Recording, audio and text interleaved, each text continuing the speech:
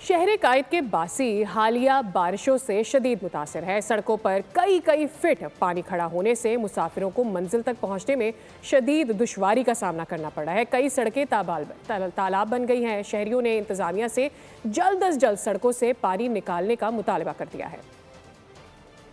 ये बहुत मुश्किल हो रही है भाईजान।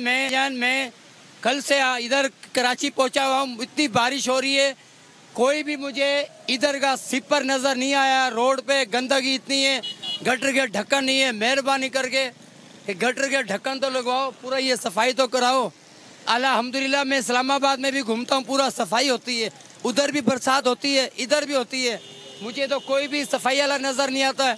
नदी ने ओवरफ्लो मारा तो ये सेवरेज के पानी गटर में से यहाँ से बाहर आना शुरू हो गया, और जब यहाँ से बाहर आना शुरू हो गया तो हमारी सेवरेज जो घर के अंदर जो लाइनें आई हुई हैं वहाँ से पानी बाहर आने लग गया और गेटों से पानी अंदर आने लग गया। एकदम आहिस्ता तकरीबन आया है। सामान निकल रहे हैं कहाँ, सब आपके सामने सारा भीगा पड़ा हुआ देखेंगे, सब बिस्तर कपड़े सब इसी तरीके से।